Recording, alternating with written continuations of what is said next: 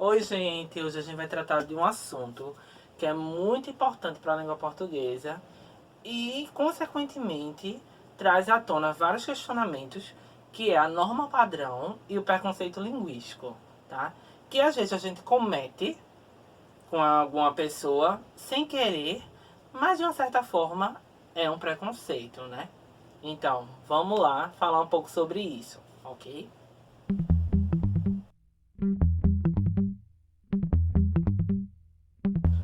Vamos lá falar um pouco de norma culta ou norma padrão, tá? A norma culta ou padrão, ela é aquela ensinada nas escolas e serve de veículo às ciências que se apresenta como terminologia especial, certo?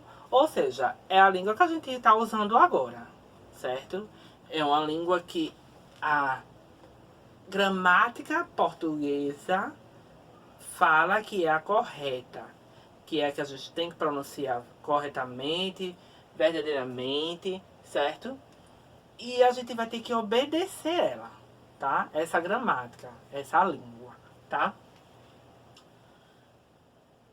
Ela é mais comumente usada na língua escrita e literária. Língua escrita é aquela que a gente escreve e literária é que a gente usa nos livros, tá? Ou seja, ela reflete para o ser humano, para o falante da língua, um prestígio social e cultural, certo? Ou seja, você tem uma escolarização boa, você tem um estudo bom, por isso que você tem a norma padrão, tá? Ela é usada em aulas, em conferências, em sermões, discursos políticos, na TV, programas culturais, etc, tá? Já o preconceito linguístico segundo o professor linguístico Marcos Bagno, tá, que é um grande linguista brasileiro, tá, é todo juízo de valor negativo, ou seja, quando a gente reprova uma pessoa que não fala corretamente, quando a gente faz repulsa, tá? A gente desrespeita a variedade linguística que a pessoa tem. Então, isso é um preconceito linguístico. Ou seja, a gente não respeita as variedades linguísticas de cunho, né, de menor prestígio social, tá? Ou seja, por exemplo, essas pessoas que não têm uma escolaridade legal, tá? Que não têm um acesso a essa escolaridade, né? Um modelo educacional de qualidade, essas pessoas sofrem muito preconceito, né? Porque elas são hostilizadas, né? São, como a gente fala, né? Elas são levadas ao ridículo, porque elas não sabem, né, falar corretamente ou escrever corretamente. Então, Marcos Bagno vai falar um pouco sobre isso, sobre o preconceito linguístico, tá? Vamos para a causa do preconceito linguístico, ok? Segundo Bagno, na obra Preconceito Linguístico, o que é, como se faz, o preconceito linguístico deriva da construção de um padrão imposto por uma elite econômica e intelectual, que considera como erro, tá?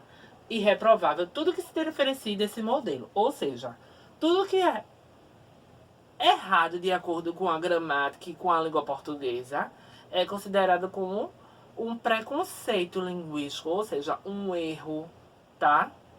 Que é cometido, né, por qualquer uma pessoa, né? Vamos para. Existem vários tipos de preconceito, certo? O preconceito socioeconômico, já está dizendo, o preconceito quando a pessoa não tem uma questão financeira boa, né? Por exemplo, em todas as causas, talvez seja mais comum e que traga consequências mais graves.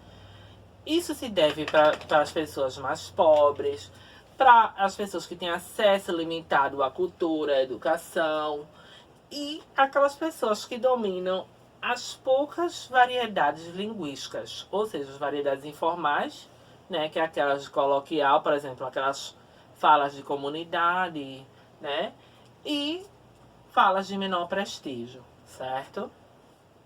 Vamos para o preconceito regional, certo? Junto ao socioeconômico, é uma das principais causas do preconceito linguístico. São comuns casos de indivíduos que ocupam as regiões mais ricas do país manifestarem algum tipo de aversão ao sotaque ou os regionalismos típicos de áreas mais pobres. Por exemplo, os sulistas, eles têm um péssimo hábito de julgar os nordestinos pelo seu sotaque, certo? Pelo sotaque carregado que a gente tem, certo? Então eles têm muito preconceito por conta disso, ou seja, preconceito regional, região sudeste ou sul para região nordeste, ok? Já o preconceito cultural, já tá dizendo, é quando eu tenho preconceito à cultura do outro, tá? Ou seja, há uma forte aversão por parte da elite intelectual à cultura da massa e às variedades linguísticas por ela usadas. Por exemplo, na música, né? Por muito tempo, o sertanejo e o rap, eles foram segregados, ou seja, colocados para segundo plano, por serem oriundos de classes menos favorecidas, que eram das comunidades, né? Que se utilizava de uma linguagem totalmente, né, informal. No caso do sertanejo, a linguagem caipira, né, do povo do interior, e do rap, o povo das comunidades, ou mais conhecido como favelas, tá? Então, a principal consequência desse preconceito é a acentuação dos demais preconceitos, tá? Então, ele pode ser excluído de uma entrevista de emprego por não ser, né? Não ter essa linguagem formal, né? Da língua na sua internalização, tá? Não ter condições financeiras de romper isso, né? Ou seja, não ter condições de romper o analfabetismo e provavelmente ele vai continuar excluído se não houver isso, né? Se não houver essa questão de uma educação de qualidade, etc, tá? E com isso, a gente termina a aula de hoje, né? Que só foi uma parte de explicação, né? Sobre norma padrão e preconceito linguístico. Então, preste um pouco mais atenção quando a gente estiver falando com uma pessoa que não tem uma base, né, educacional de qualidade. Não vamos degrinir a imagem dela, pelo contrário, vamos ajudar. Olha, fulano, tu quer ajuda? Eu posso te ajudar nisso, ó. Vem aqui estudar comigo, a gramática. É bem legal. A gramática, ela une, ela não separa, tá? Então a gente tem que sempre pensar nisso. Se a gente quer manter todo mundo com a norma padrão, na língua e na escrita, né? A gente tem que se unir, não segregar, certo? Então, com isso a gente vai terminar hoje. E na próxima aula a gente continua mais assuntos, tá? Fique com Deus e bons estudos.